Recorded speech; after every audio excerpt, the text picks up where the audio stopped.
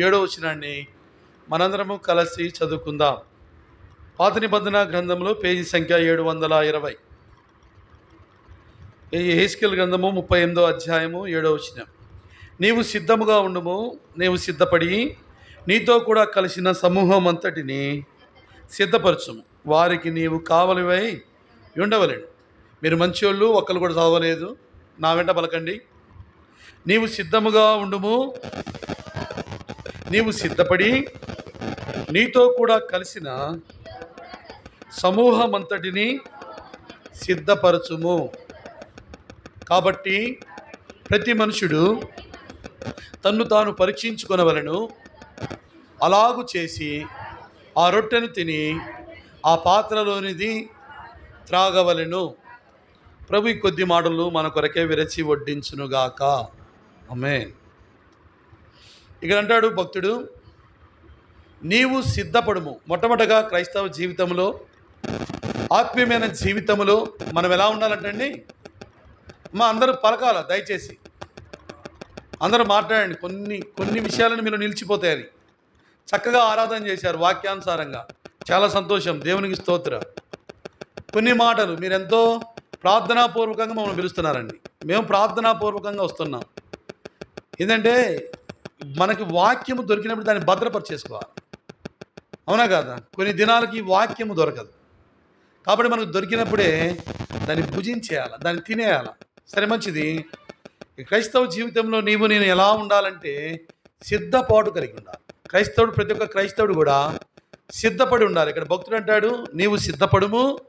నువ్వు ఒక్కడవే సిద్ధపడటం కాదు, నీతో పాటు నీ కుటుంబాన్ని సిద్ధపరచాలి, నీ కుటుంబంతో పాటు నీ సంఘాన్ని సిద్ధపరచాలి. అన్నాడు. ఫస్ట్ భాగంలోనికే వద్దాం, రెండవ భాగం తర్వాత సంగతి ఆలోచిద్దాం. మొట్టమొదటిగా మనం సిద్ధపడితే తర్వాత మన కుటుంబాన్ని సిద్ధపరచవచ్చు, సంఘాన్ని సిద్ధపరచవచ్చు. కాబట్టి మొట్టమొదటి భాగాన్ని తీసుకుందాం. ఏంటంట? నీవు సిద్ధముగా ఉండుము. క్రైస్తవుడు ఏ విషయాల్లో సిద్ధంగా ఉండాలా? ఒక 5 విషయాలు శ్రద్ధగా వినాలండి. 5 విషయాలు క్రైస్తవ జీవితంలో, ఆత్మీయమైన జీవితంలో నేను ఏ విషయంలో సిద్ధపాటు కలిగి ఉండాలా? ఒక 5 విషయాలు మనకి ఇవ్వబడిన సమయంలో క్లుప్తంగా చూసుకుందాం. రాండి, ఆమోసు గ్రంథం మొట్టమొదటిగా 4వ అధ్యాయము 12వ వచనం. మొట్టమొదటిగా క్రైస్తవుడు లేక నీవు నేను ఏ విషయంలో సిద్ధపాటు కలిగి ఉండాలా? ఆమోసు గ్రంథం 4వ అధ్యాయం 12వ వచనం. ఆమోసు ఎక్కడుందో నాయన, ఈయన ఎక్కడ లేని పేర్లని చెబుతాడు తండ్రి. కాబట్టి ఇశ్రాయేలులారా, నేను మీ ఎడల ఇలాగునే చేయుదును, మీ దేవుని సన్నిధిని కనబడుటకై. అబ్బా, చాలా నీకు తల్లపైకెత్తండి. బైబిల్ తెగ చదువుతున్నారు, మామూలు చదవట్లు అసలు మీరు. అసలు మందిరానికి వచ్చినప్పుడు తెగ చదివాలనిపిస్తుందండి బైబిల్. ఇంటికంటే అసలు చదవబుద్ధి కాదు. కానీ సరే, మంచిది. మొట్టమొదటిగా మనము దేని కొరకు సిద్ధపడాలంట? దేవుని సన్నిధిని కనబడుటకై. ఇది ప్రాముఖ్యమైందండి. దేవుని మందిరము మన ఆత్మీయమైన పాఠశాల. దేవుని మందిరం ఏంటంటే ఆత్మీయమైన జీవితంలో మనం ఎలా ఉండాలో, ఎలా ఉండకూడదో నేర్పేది ఈ మందిరంలోనేనండి. ఇది ప్రాముఖ్యమైనది. శరీరానికి గృహం ఎలా మనం నివసించడానికి ఇల్లంత అవసరమో, ఆత్మీయంగా మనం బలపడటానికి, సిద్ధపాటు కలిగి ఉండటానికి దేవుని మందిరము అంత ప్రాముఖ్యమైనది, అవునా కాదండి? ఇక్కడ అంటాడు ఆమోసు భక్తుడు, నీ దేవుని సన్నిధి కనబడుటకై, దేవుని మందిరం వచ్చుట కొరకై, దేవుని మందిరంలో నివసించుట కొరకై నేను సిద్ధపడాలా. మా ఆరంభ దినాల్లో మేము అనుకునేది, నేను చెప్పగలుగుతానండి, నేను అనుభవించా కాబట్టి. మా నందిగాము బేతేల్లో ప్రతి ఆదివారం మాకు పండగలా ఉండేదండి. ఎలా ఉండేది? అసలు ఎప్పుడు పోవాలన్నట్టు ఉండేదండి. మా ఆరంభ దినాలు ఎంత ఆనందంగా ఉండేదంటే, ఎంత సంతోషంగా ఉండేదంటే అండి, ఈ 2 గంటలు ఏమైనా ఆలోచనలు ఉంటాయండి మందిరంలో ఉన్నంతసేపు? ఎంత గట్టిగా మిమ్మల్ని అడగటం, అసలు మీరు చెప్పేవాళ్ళేనా? అసలు నాకు తెలియక అడగటమే తప్ప, పొద్దాకలు మిమ్మల్ని ఇబ్బంది పెట్టమే తప్ప, మీరు పొరపాటు కూడా నోరు తెరవరా? ఏమండి? అమ్మ, దేవుని మందిరంలో సిద్ధపాటు, దేవుని మందిరంలో కనబడుటకే సిద్ధపడి ఉండాలి. మా ఏదైనా సరే లోకంలో ఒక సామెత ఉంది, ఏదైనా ఉన్నప్పుడు దాని విలువ తెలియదు అంటండి. ఏదైనా ఉన్నప్పుడు దాని విలువ తెలియదు. అది లేకపోతే, అది కోల్పోతే ఎంత బాధ ఉంటుందో తెలుసా అండి, ఎంత వేదన ఉంటుందో తెలుసా. ఒకసారి మా నాన్నగారు మార్చి 4వ తారీఖు చనిపోయారు. ఒకసారి మా నాన్నగారిని అనుకున్నప్పుడు, మా నాన్న నందిగాంలో ఉండేది, నేను తిరువురులో ఉండేది. మా నాన్న ఉన్నాడు, ఇంట్లో ఉన్నాడని ఒక ధైర్యం ఉండేది. ఇప్పుడు సన్నగా ఒక్కోసారి గుర్తొచ్చినప్పుడు మా నాన్న లేడంటే అది ఎంత దుఃఖంగా ఉంటుందంటే, ఎంత బాధగా ఉంటుందంటే, మా నాన్న లేడు కదా. మా నాన్న ఉన్నప్పుడు శుభ్రంగా తిరువూరులో పెట్టుకుంటే, నా దగ్గర ఉన్నప్పుడు నా దగ్గర ఉంచుకుంటే ఎంత బాగుండో అనుకుంటానండి. కానీ ఇప్పుడు ఏమైపోయింది, అయిపోయింది, టైం అయిపోయింది, అంతే కదా. ఆయన నందిగాంలో ఉన్నాడు, మహిమలో పిలువబడ్డాడు, అయిపోయింది అంతే. ఇప్పుడు నేను ఎంత బాధపడినా, ఎంత దుఃఖపడినా మా నాన్న నా దగ్గర ఉంచుకోలేను, మా నాన్నని నేను తెచ్చుకోలేను, నేను చూసుకోలేను. అలాగే ప్రియమైన సంగమా, ప్రాముఖ్యంగా మన మధ్యలో సియోను ఉంది, మన మధ్యలో మందిరం ఉంది. ఈ మందిరంలో నిన్ను ఒక అంగముగా, ఒక అవయవముగా దేవుడు నిన్ను సిద్ధపరిచాడు. కాబట్టి ఈ మందిరాన్ని మనం ఎంతో ప్రేమించే వారంగా ఉండాలా. ఈ మందిరంలో కనబడుటకు ఎలా ఉండాలా, సిద్ధపాటు కలిగి ఉండాలా. బైబిల్ గ్రంథంలో కొంతమంది ఉన్నారు, వాళ్ళు దేవుని మందిరం గురించి ఎలాంటి ఆసక్తి కలిగి ఉన్నారు. రాండి, కీర్తన గ్రంథం 84వ అధ్యాయము 1-2 వచనాలు. కీర్తన 84వ అధ్యాయము 1-2 వచనాలు. సైన్యములో కధిపతియగు యెహోవా, నీ నివాసములు ఎంత రమ్యములు, యెహోవా మందిరావరణములు చూడవలనని నా ప్రాణం ఎంతో ఆశపడుచున్నది. అది సొమ్మసిల్లుచున్నది.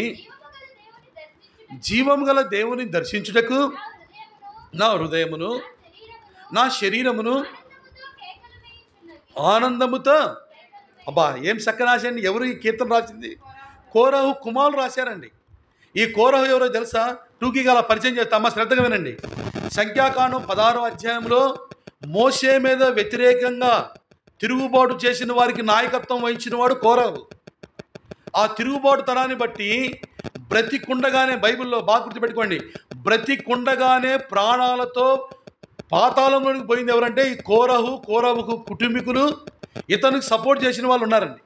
బ్రతికుండగానే భూమి నెరవిడిచింది, వాళ్ళు బ్రతికుండగానే పాతాళంలోకి చేర్చబడ్డారు.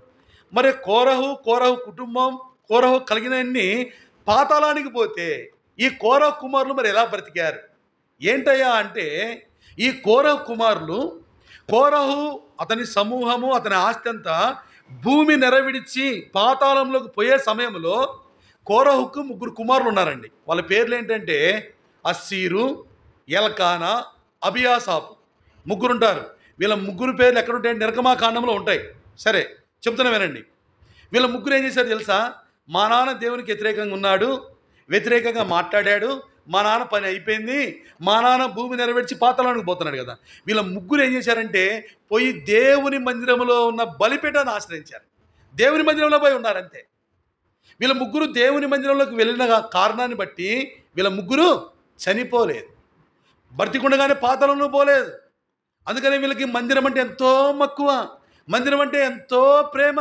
అంటారు, జీవము గల దేవుని దర్శించుటకు మా ప్రాణం ఏం చేస్తుంది, సొమ్మసిల్లుచున్నది, అది ఆశ కలిగి ఉన్నది. మేము దేవుని మందిరం చూడకపోతే ఉండలేమయ్యా. ఎందుకో తెలుసా? మేము దేవుని మందిరంలోకి రావటం వల్ల, దేవుని మందిరాన్ని ప్రేమించడం వల్ల మా ప్రాణాలు ఏమైనాయి, కాపాడబడినాయి.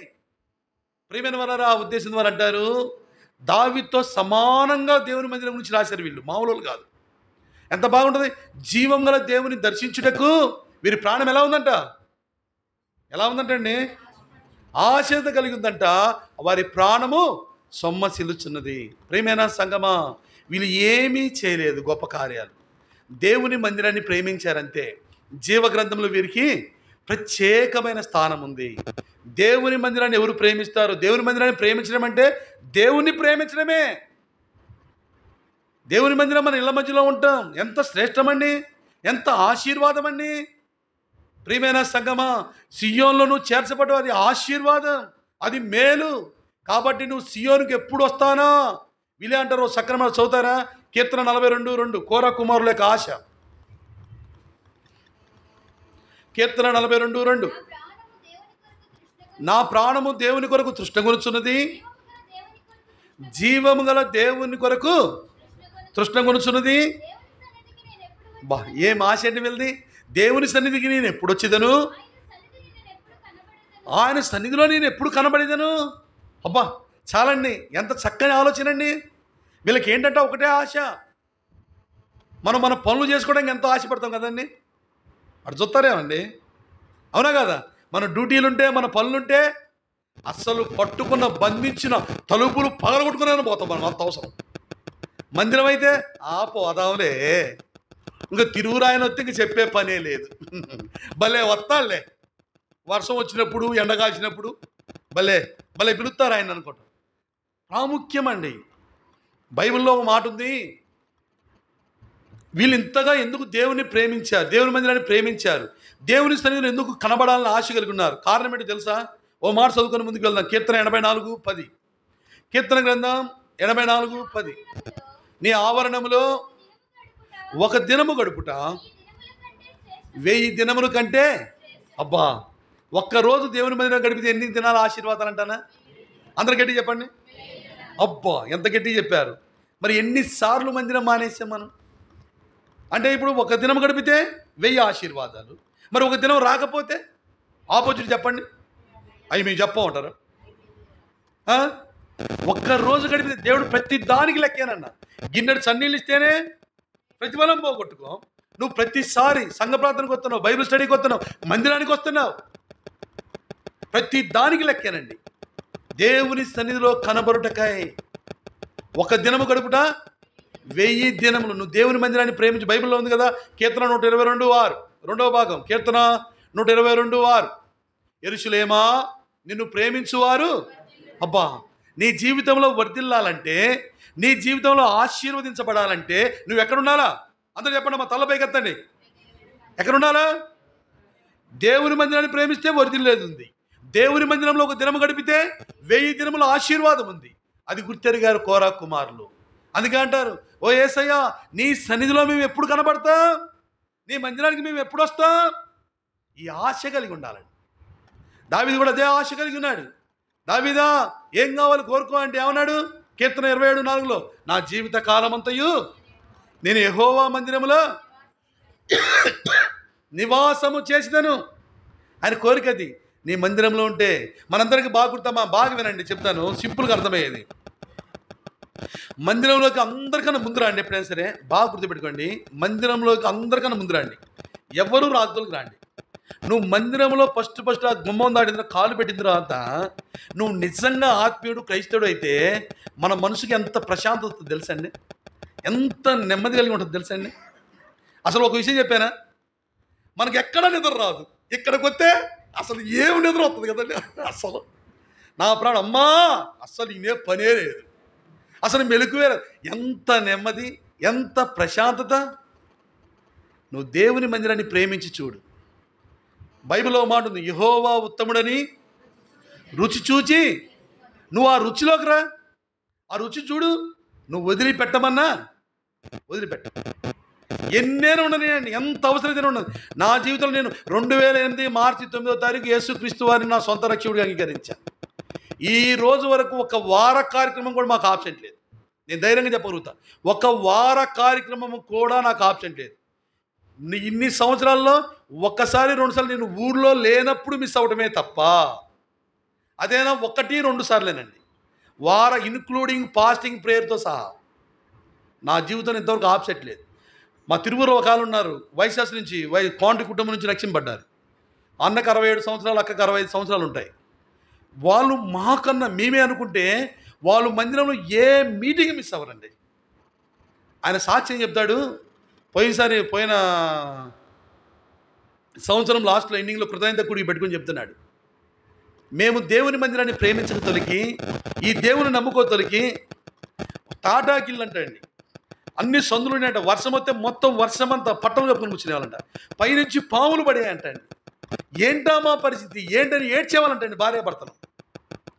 అమ్మ అంటే చెప్పేది, దేవుని మందిరానికి యేసుప్రభు గురించి విన్నారంట, దేవుని మందిరానికి రావడానికి ప్రయత్నించారంట. అప్పటి నుంచి వచ్చిన కాడి నుంచి దేవుని మందిరాన్ని ఎప్పుడైతే ప్రేమిస్తున్నారో, వాళ్ళ వ్యాపారాల కన్నా చేతి పనుల కన్నా దేవుని మందిరాన్ని ప్రేమిస్తా ప్రేమిస్తా ప్రేమిస్తూ ఉంటే, తిరువూరులో వాళ్ళ ఇల్లు ఉందండి, 2,50,00,000 పెట్టి ఇల్లు కట్టారండి. 2 కోట్లు దాని వాల్యూ ఎంత? ఇప్పుడు ఇల్లు ఎలా ఉంటుందో తెలుసా? సువిశాలంగా ఉంటుంది. అసలు ఎంత బాగుంటుందంటే అంత బాగుంటుందండి. అంటే నేను అనేది దేవుని మందిరానికి ఏదో కలిసి వచ్చిందని కాదు. ఆయన చెప్తాడు, లాస్ట్లో చెప్తున్నాడు, మేము ఈ స్థితిలో ఉన్నామంటే, ఈ ఆత్మీయంగా ఉన్నామంటే, సతీషు మేము దేవుని మందిరాన్ని ప్రేమించాం. ఆయన చెప్తాడు, నా అదే అంటాడు.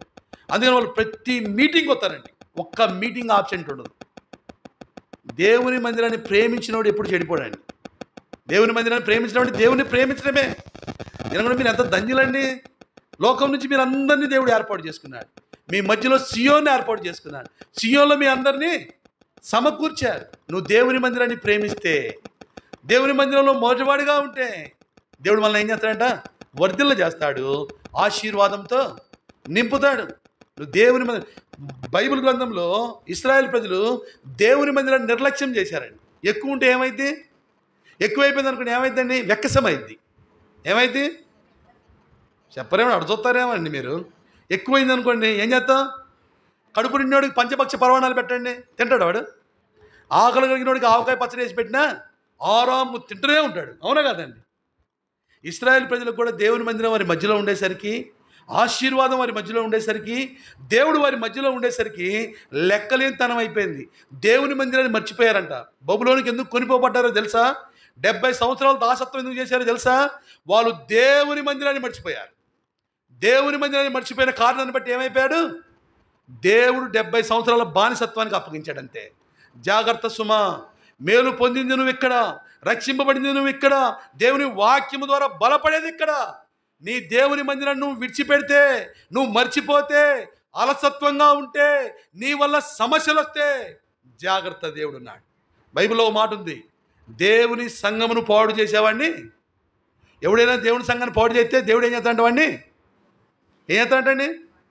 దేవుడే పాడు చేస్తాడు. గుర్తుపెట్టు, దేవుని శిక్షకు గురవుతాం. కాబట్టి సంఘంలో చేర్చిన మనల్ని ఉద్దేశం ఏంటంటే ఆశీర్వదించబడాలి, మనము వర్తిల్లాలి మనము. అవునా కాదండి? ఇశ్రాయేల్ ప్రజలు ఆ విధంగా మర్చిపోయారు. 70 సంవత్సరాల బానిసత్వానికి పోయారు. ఇప్పుడు వాళ్ళకి బుద్ధి వచ్చిన తర్వాత ఏమన్నారు తెలుసా అండి? ఓ చక్కని మాట అంటారు, చదువుతారా? నెహెమ్యా గ్రంథం 10వ అధ్యాయము 39వ వచనం చివరి భాగం. నెహెమ్యా గ్రంథం 10వ అధ్యాయం 39వ వచనం చివరి భాగం. వాళ్ళు తీర్మానానికి వచ్చారు. ఆ నెహెమ్యా ఆడుందో నాయన ఏసయ్యా, పేజీలేమో రావాయా, అసలు ఎంత బాగున్నారు. ఒకళ్ళ 10వ అధ్యాయము 39 చివరి భాగం. బాబు నాయనా, బాబు బంగారం, చివరి మాట చదవండి. 39 10వ అధ్యాయం 39 చివరి భాగం. మా దేవుని మందిరమును, అబ్బా చాలా నీకు తల్లపైకెత్తని ఏం చదువుతారులే పాపం. దొరికిందా? ఆయన నెహెమ్యా ఎవరో యాడికి వచ్చిండో, తిరుమల నుంచి ఎవరు పట్టుకొని వచ్చో అన్నట్టుంది మీ బాధ. ఆయన గురించి ఏదో నీకు చదవండి, అయిపోయింది. వాళ్ళు తీర్మానానికి వచ్చారు. ఏమొచ్చారంట? మా దేవుని మందిరమును కష్టం వచ్చినా విడిచిపెట్టాం, నష్టం వచ్చినా విడిచిపెట్టాం, సంతోషంలో విడిచిపెట్టాం, వర్షం వచ్చినా విడిచిపెట్టాం, ఫంక్షన్లున్నా విడిచిపెట్టాం, ఏదేమైనా పిడుగులు పడినా మా దేవుని మందిరాన్ని, ఇది ఆశీర్వదించబడిన స్థలం, ఇది మేలు చేసే స్థలము, పరలోక రాజ్యానికి సిద్ధపరిచే స్థలము, వాక్యమనే ఆత్మీయమైన ఆహారం దొరికే స్థలము. ఏదున్నా మేము ఆదివారం మటుకి మానవం. ఇశ్రాయేలు ఆ తీర్మానానికి వచ్చారు. బైబిల్లో నాకు ఇష్టమైన వచనం, మేము మా మందిరమును నువ్వు విడిచిపెడితే, నువ్వు ఏదైతే ప్రేమించి వెంటబడుతున్నావు అది లేకుండా చేస్తాడు దేవుడు. గుర్తుపెట్టుకో. Note this point. మొట్టమొదటిగా ఎక్కడ కనబడాలంటే అయిపోయింది టైం. దేవుని సన్నిధిలో కనబడుటకై సిద్ధపాటు కలిగి ఉండాలి. కోరా కుమారులు అలాంటి ఆశ కలిగి ఉన్నారు, ఆశీర్వదించబడిన వారుగా ఉన్నారు. దేవుని మందిరాన్ని ప్రేమించేవారు వర్ధిల్లుతారు. ఒక దినము దేవుని మందిరంలో గడుపుట 1000 దినముల కంటే శ్రేష్టము. ఆ శ్రేష్టతలోకి, అలాంటి ఆశీర్వాదంలోనికి వాళ్ళు వచ్చారు. మనము కూడా రావాలా, దేవుని మందిరాన్ని ప్రేమించాలా. మొట్టమొదటిగా దేవుని సన్నిధిలో కనబడుటకై సిద్ధపడాలా. రెండోదిగా రండి, దేవుని కొరకు సిద్ధపడాలా. ఎజ్రా గ్రంథం 10వ అధ్యాయం 11వ వచనం. ఎజ్రా ఈయన ఎక్కడుంటాడు? యాడుంటాడు? నెహెమ్యా గారి ముందు ఉంటాడు. ఈయన నెహెమ్యా గ్రంథము ముందుంటాడు. మా నందుబాబు పని ప్రశాంతం బైబిల్ తీసి నాకెళ్ళే చూస్తాడు. ఇక నువ్వు చెప్పడానికి వచ్చావు, నువ్వే చెప్పలే అని. అక్క చదవండి అక్క.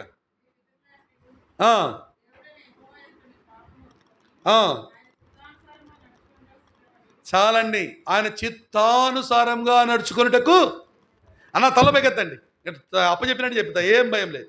రెండోదిగా దేని కొరకు సిద్ధపడాలంట? ఆయన చిత్తానుసారంగా నడుచుకున్నటకు. బాగా గుర్తుపెట్టుకో, యేసు ప్రభువుని నమ్ముకోతోలికి ఒక లెక్క, యేసు ప్రభువుని నమ్ముకున్న తర్వాత, రక్షణలోనికి వచ్చిన తర్వాత, ఆయన కుమారుడుగా చేయబడిన తర్వాత మరొక లెక్క గుర్తుపెట్టుకో. రక్షణ లేనప్పుడు ఏది చేసినా చెల్లుబాటు అయింది. ఆయన రక్షణలోకి వచ్చిన తర్వాత ఎలా ఉండాలంట? ఆయన చిత్తానుసారంగా నడుచుకున్నటకు సిద్ధపడి ఉండాలి. ప్రతి ఒక్కరము ఆయన చిత్తం ఏమిటి, ఆయన చిత్తాన్ని ఎలా తెలుసుకుంటాం? బైబిల్ గ్రంథంలో భక్సింగ్ గారికి అంట బాగా ఇష్టమైన వచనమంట. ఏంటో తెలుసా? కీర్తన 40:8. నేనేం చెప్తాను, మీరు తీయొద్దులేండి పాపం, ఏం కష్టపడతారు. నా దేవా నీ చిత్తము నెరవేర్చుట నాకు సంతోషం. ఏంటంట? నా దేవా నీ చిత్తము నెరవేర్చుట. భక్సింగ్ గారికి అదే ఇష్టమంట. ప్రభువా నువ్వు ఏది చెబితే నేను అది చేస్తా, అంతే. ఆయన చెప్పినట్టు చేశాడు. ప్రపంచంలో ఎవరు కట్టలేని సంఘాలను కట్టాడండి. ఆయన బ్రతుకున్నప్పుడే 25,000 సంఘాలంట. మన సంఘం గురించి ఎబ్రోల్లో రాయబడింది, అదే గిన్నెస్ బుక్లో రాయబడింది తెలుసా? మనకున్న సంఘాలు ఏ డినామినేషన్ లేవు, ఎక్కడ చూసినా విస్తరించడమే. సరే మంచిది. ఆయన చిత్తానుసారంగా ప్రవర్తించుటకు సిద్ధపాటు కలిగి ఉండాలి. ఆయన చిత్తం ఏమిటి, ఆయన చిత్తాన్ని ఎలా తెలుసుకుంటాం? ఇప్పుడు అదే మాట చదవండి, కీర్తన 40:8. నా దేవా నీ చిత్తము నెరవేర్చుట నాకు సంతోషము, నీ ధర్మశాస్త్రము నా ఆంతర్యంలో ఉన్నది. ఇంక తల్ల పైకెత్తండి. సియోను కుమారులు కుమార్తెలారా మీ తలలు పేజీలు యాడి తిప్పుతారు, చింపేరు, మళ్ళీ లేనిపోంది కొత్త బైబిల్ కొనాలా? ఆ పని చేయమాకండమ్మ మీరు. ఈ తెగ తిప్పేస్తున్నారు. అసలు ఇంతకు దొరికింది ఆయన ఎజ్రా గారు, నెహెమ్యా గారు దొరికారు మీకు? ఆహా దొరకలేదా? ఆహా ఇంకేదో నాకు చూడండి, మా వాక్యం వినండి, ప్రశాంతంగా రండి. ఏమంటాడు? నా దేవా నీ చిత్తము నెరవేర్చుట నాకు సంతోషం. నీ చిత్తం నాకు ఎలా తెలిసింది యేసయ్యా? నీ చిత్తం చేయాలనుకుంటున్నా, నీ మాట వినాలనుకుంటున్నా, నీ చిత్తానుసారంగా నువ్వు చెప్పినట్టు జీవించాలనుకున్నా, మరి నాకు ఎలా తెలిసింది అంటే దావీదే అంటాడు, నీ ధర్మశాస్త్రము నా ఆంతర్యం ఉంది. నువ్వు వాక్యం ఇచ్చావు గయ్యా, శ్రేష్టకరమైన పుస్తకం ఇచ్చావు కదా. ఈ వాక్యం ఏం చేసిందో తెలుసా? నేను ఎలా ఉండాలో ఎలా ఉండకూడదో నాకు నేర్పిద్ది. ఆయన చిత్తానుసారంగా నువ్వు జీవించాలంటే, ప్రవర్తించాలంటే, సిద్ధపాటు కలిగి ఉండాలంటే నువ్వు వాక్యాన్ని చదవాలా. ఈ వాక్యము చెప్పినప్పుడు మాత్రమే కాదు, మన హృదయములో ఉండాలా. బైబిల్ గ్రంథంలో మాటను చదువుతారా? ప్రకటన గ్రంథం 1:3. ప్రకటన 1:3. అమ్మా నేను తీస్తాను, మీరు తీయొద్దు, మీరు కష్టపడుతామా. చైర్మన్లని వెనకాల కూర్చున్న అసలు వద్దామా. సమయము సమీపించి ఉన్నది కనుక ఈ ప్రవచన వాక్యములు చదువువాడును వాడిని విని ఇందులో రాయబడిన సంగతులను గైకొని వారును.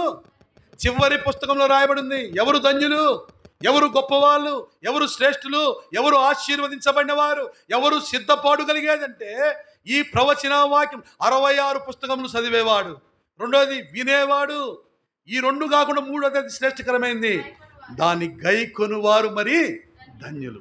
చదివేవాడు ధన్యుడు, వినేవాడు ధన్యుడు, దాన్ని గైకొనేవాడు మరి ధన్యుడు. ఈ ప్రవచన వాక్యం చదువుతున్నావా? ఈ ప్రవచన వాక్యం వింటున్నావా? లోకంలో ఉప్పుకి ఉపకారానికి పనికిరాని మాటలన్నీ వింటాం. సమయం ఉంటుంది. దేవుని వాక్యం వినాలంటే, దేవుని వాక్యము చదవాలంటే. అమ్మా బిల్ గేట్స్ని ఒక ఇంటర్వ్యూలో నేను ఆయన గురించి విన్నా. బీబీసీ వాళ్ళు ఇంటర్వ్యూ చేస్తే బిల్ గేట్స్ అప్పుడు ప్రపంచంలోనే అత్యధికమైన ధనవంతుడు. బిల్ గేట్స్ని అడిగారు, ఆ బీబీసీ ఇంటర్వ్యూ చేస్తే ఆ జర్నలిస్టు అడిగాడు, సార్ ఇంత గొప్ప ధనవంతులు ఉండడానికి కారణం ఏంటి, ఎలా ఇంత ఉన్నతమైన స్థాయికి వచ్చారంటే ఆయన అన్నాడు, ఆయన చేతిలోంచి ఆ జేబులోంచి అక్కడ తీసి బైబిల్ తీసి టేబుల్ మీద పెట్టాడండి. నేను ఇంత ఉన్నతంగా ఎదగడానికి కారణం ఏంటి తెలుసా? ఏదంట బైబిల్. ఆ బైబిల్ ఎంత వాల్యూ తెలుసా అండి? ఎంత వాల్యూ తెలుసా? 120 కోట్లు అంటండి బైబిల్. బిల్ గేట్స్ దగ్గర ఉన్న బైబిల్ ఎంత అంట? మనం చిరిగిపోయిన ఈ బైబిలే పట్టుకొని వస్తాం. నాకంటే ఇది అలవాటైన బైబిల్ అండి. నాకాడ ఎన్ని బైబిల్ ఉన్నాయి తెలుసా? 9 బైబిల్ ఉన్నాయి. ప్రసాదాన్ని ఇచ్చిన బైబిల్తో 9 బైబిల్ ఉన్నాయి. మళ్ళీ మొన్న రీసెంట్గా 2 కొన్నా. మళ్ళీ చదవటం కోసమే. ఇదంటే వాక్యం చెప్పడానికి అలవాటైన బైబిల్ కాబట్టి రిఫరెన్స్ ఇది కాబట్టి అన్నీ దొరికింది. 120 కోట్లు అంటండి. బైబిల్లో మాట ఉంది, కీర్తన గ్రంథము 91వ అధ్యాయం, అదే 2 సమూయేలు మొదటి గ్రంథము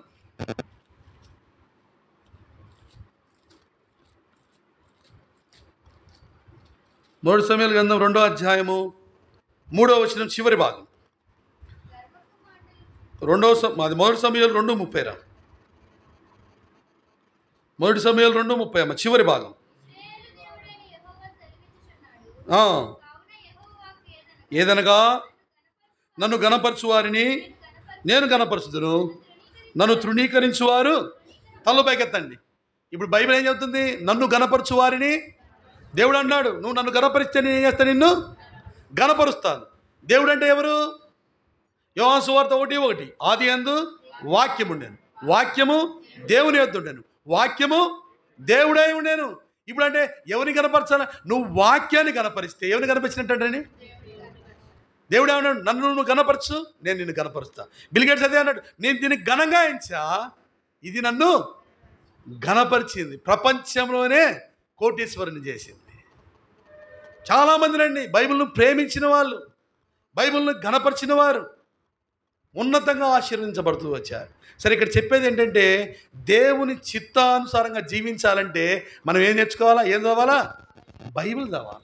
వాక్యం చదివితే ఎలా ఉండాలో ఎలా ఉండకూడదో, ఎలా జీవించాలో ఎలా జీవించకూడదో, పరలోకానికి ఎలా పోవాలో ఎలా పోకూడదో, వాక్యానుసారంగా జీవించిన వాళ్ళు ఎలా సిద్ధపాటు కలిగి ఉన్నారో, వాక్యానుసారంగా లేని వాళ్ళు ఎలా తప్పిపోయి తొలగించబడి ఎలా విడవబడ్డారో మనకు వాక్యము చెబుతుంది. ఏంటంటే రెండోదిగా దేవుని చిత్తానుసారంగా నడుచుకున్నటకు సిద్ధపాటు కలిగి ఉన్నారు. ఎలా ఆయన చిత్తాన్ని నెరవేరుతో? ఈ వాక్యాన్ని మనం చదివితే. ఇర్మియా భక్తుడు అంటాడు, ఓ మాట చదువుతారా? ఇర్మియా గ్రంథం 16వ అధ్యాయం 15వ వచనం. ఇర్మియా 16:15. ఇర్మియా గ్రంథం 16:15. త్వరగా. యెహోవా సెలవిచ్చు మాట ఏదనగా 15:16 చదువురా. నీ మాటలు నాకు దొరకగా నేను వాటిని భుజించి తిని, సైన్యములకు అధిపతియగు యెహోవా దేవా, నీ పేరు నాకు పెట్టబడిన కనుక నీ మాటలు నాకు సంతోషమును, నా హృదయమునకు ఆనందమును కలగజేయుచున్నాయి. అమ్మ తలపైకెత్తండి అమ్మ. ఏంటంటే ఇర్మియా భక్తుడు అన్నాడు, యేసయ్యా నీ మాటలు దొరికితే నేను ఏం చేస్తా? భుజించేస్తా, తినేస్తా, తినేసి నా హృదయములు వాటిని భద్రపరుచుకుంటా. ఈ వాక్యం ఏం చెప్తుందో తెలుసా? నాకు సంతోషం కలిగిస్తుందయ్యా, నాకు నెమ్మది కలిగిస్తుందయ్యా, నీ రాజ్యం కొరకు నన్ను సిద్ధపరుస్తుందయ్యా, నీ మాట వినేవాడుగా నన్ను ఆయత్తపరుస్తుంది. అందుకే నీ మాటలంటే నాకు ఇష్టం. కొన్ని దినాలకు కరువు వచ్చిందంటండి. ఆమోసు గ్రంథంలో రాయబడింది. కొన్ని దినాలకు ఏమొస్తుంది? కరువు వస్తుందంట. ఎలాంటి కరువు తెలుసా? అన్న పానములు లేని కరువు కాదంట. వాక్యము దొరకదు. ఈ వాక్యము దొరకదు. కొన్ని దినాలకి ఇప్పటికే వచ్చేసింది. కొన్ని దినాలకి నాకు తెలిసి ఒక ఆయన జాయింట్ కలెక్టర్ గారు, నేను రక్షింపండి కొత్తలో మా నందిగామ వచ్చాడు, పరిచర్యకు వచ్చాడు. ఆయన ఏంటి కలెక్టర్ గారు, తర్వాత జాయింట్ కలెక్టర్ కనుక ఆయన ఆ ఉద్యోగంలో ఉన్నాడు. మచిలీపట్నానికే ఉన్నాడు. అప్పుడు ఆ మచిలీపట్నం నుంచి వచ్చాడు మా దగ్గరికి. నేను ఆరంభ దినాలు రక్షింపండి కొత్తలో 2010 ఆ ప్రాంతంలో. ఆయన అన్నాడు, ఆయన వాక్యం చెప్పుకుంటా బైబిల్లో జాయింట్ కలెక్టర్ అండి 3800 వచనాలు కంఠస్థం చేశాడంట. ఆయన ఎన్ని చేశాడంట? 3800. ఆయన ఇటు చెప్పుకుంటే పోతే మనం చదివే పని లేదు. ఆయన చెప్పేది కరెక్టా కాదని మనం బైబిల్లో చూడాలి. నేను బాగా చదువుతున్నా. అసలు ఆయన తప్పుపోతే మళ్ళీ ఫస్ట్ కానీ చదువుతున్నాడు. చూడండి, దేవుని వాక్యం ఆయన అన్నాడు చివరిలో, నేను దేవుని వాక్యాన్ని ప్రేమించా. లేని కుటుంబంలో, నిరుపేద కుటుంబంలో మేము జన్మించాం. మేము ఉన్నతంగా ఆశీర్వించబడటానికి ఈ వాక్యమే కారణం. అందుకే వాక్యం అంటే మాకు ఎంతో ప్రేమ, వాక్యం అంటే మాకు ఎంతో పిచ్చి అన్నారండి. అమ్మా, మనం వాక్యాన్ని ప్రేమిస్తే వాక్యం ఏం చేస్తుంది? మనకు సంతోషం ఇస్తుంది. సంతోషం మాత్రమే కాదు, ఏమిస్తుందో రాని. కీర్తన 119:50. త్వరగా కీర్తన 119:50.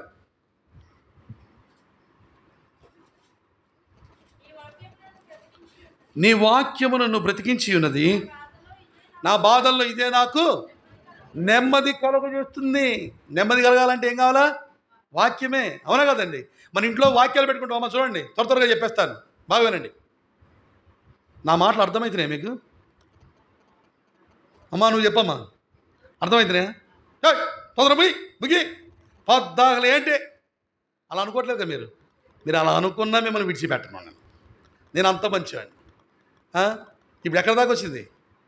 మన ఇళ్ళల్లో వాక్యాలు పెట్టుకుంటావమ్మా. అమ్మ మీ జీవితాలు ఏంటో నాకు తెలియదు, కానీ నేను ఇక్కడి నుంచి పోయిన కాడి నుంచి నాకు రకరకాల టెన్షన్లు, రకరకాల కలవరాలు, రకరకాల భయాలు. పరిచయం నించున్నంతసేపు ఎంతో హ్యాపీగా ఉంటారండి. రణగణ ధ్వనులు మా ఇంట్లో అందరికీ, ప్రత్యేకంగా మన కుటుంబాల్లో ఎల్లప్పుడూ వాక్యాలు ఎప్పుడు ఉంటాయి కదండి. అందుకే నేను బండి దిగంగానే, మేము రెంటెడ్ హౌస్లోనే ఉంటాం తిరువురులో, బండి దిగంగానే కిటికీ కట్టా, భయపడకము నేను నీ కుడి చేతిని పట్టుకున్నాను. దిగంగానే చూస్తా ఏసయ్యా, ఇక భయపడను. మొత్తంలో ఫస్ట్ రూమ్లో కాలు పెడతా, కాలు పెడి ఇదిగో నేను నీకు తోడే ఉన్నాను, భయపడకము. అమ్మ ఏసయ్యా నీకు స్తోత్రం అయ్యా. మళ్ళీ బెడ్రూమ్లో ఒకటి, భయపడకము నేను సదాకాలం నీకు తోడే ఉన్నాను, బెడ్రూమ్లో అది. వంటగదిలో ఇంకోటి. అంటే నా భయాలకి, నా కలవరాలకి, నీ టెన్షన్ పడి ఇటు చూడంగానే భయపడకము. నాకెంత బలం వస్తుందో తెలుసా అండి. ప్రభువా నువ్వు ఉండగా నేను ఎందుకు భయపడతా? అందుకే నా ప్రాణమా సిస్టర్తో చెప్తా, తీసుకొని రా అంటది. సిస్టర్ అంటుంది, మొన్న పాపం బాధపడుకుంటా అంటుంది, నువ్వు తినకపోతే అసలు గిన్నెలో అన్నమే అయిపోవట్లేదు అంట. వండిన కూర అంతే ఉంటుందంటే అన్నం అంతే అయిపోతుంది. అందుకనే బాధ పెట్టకుండా మొత్తం ఖాళీ చేస్తున్నా ఏసునామం. ఇప్పుడు 128 కేజీలకు వచ్చా. అదనమాట. ఇక పెరగటమే, తరగటాలు లేవు. ప్రియమైన సంగమా, ఈ వాక్యాన్ని ప్రేమించాల. ఈ వాక్యాన్ని ప్రేమిస్తే ఈ వాక్యంలో దేవుని చిత్తానుసారంగా ఎలా జీవించాలో రాయబడి ఉంది.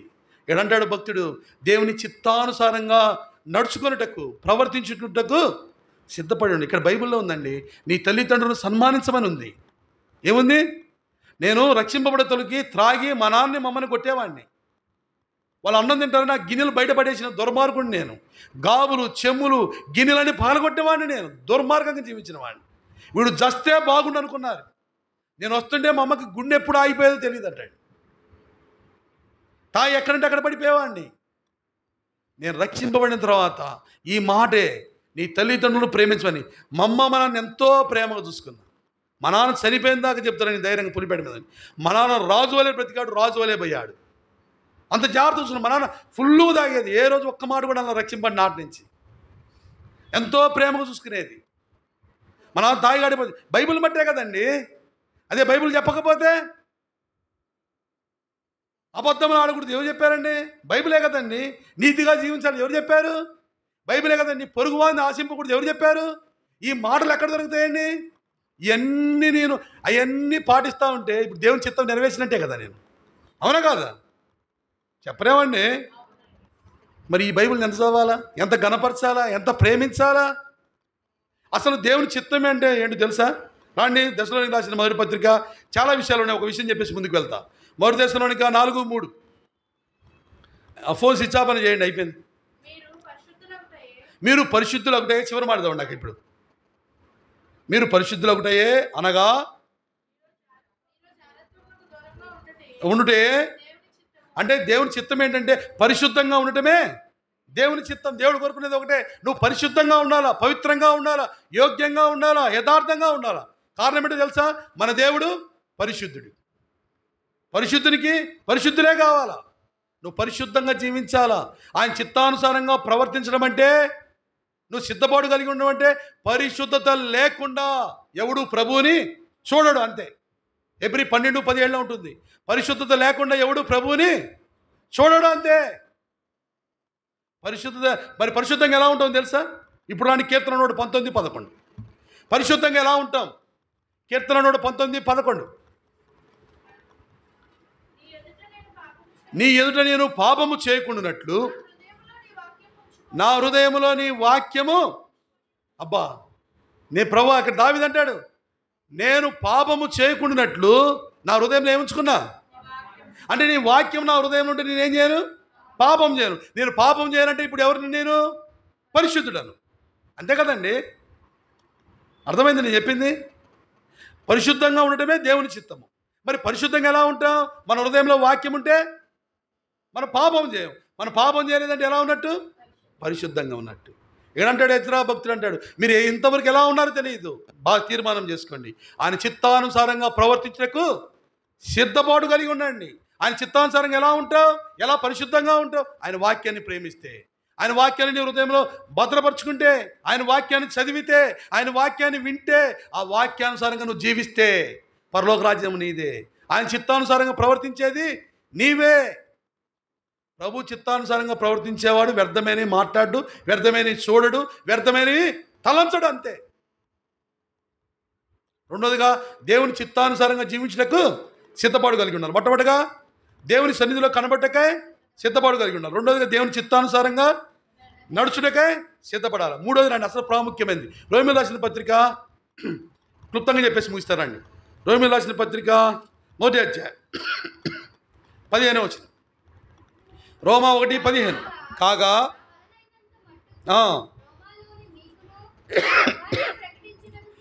సువార్త ప్రకటించుటకు, ఇక తల్లు పైకెత్తండి. అబ్బా ఏం చదువుతున్నారండి బైబిల్, నాకు కడుపు నిండిపోతుంది. ఇలా మధ్యాహ్నం అన్నం తినాలో లేదో, ఏం చేస్తారో మీరు, ఎంత బాగా చూస్తున్నారో. సరే మంచిది. ఏంటంటే మూడోదిగా సువార్త ప్రకటించుటకు నేను సిద్ధపాటు కలిగి ఉన్నా. బైబిల్లో పౌలు అంటాడు ఒక మాట, చదువుతారా? 1 కొరింథీ 9:16. 1 కొరింథీ 9:16-17. నేను సువార్తను ప్రకటించుచున్నను, అతిశయ కారణం లేదు.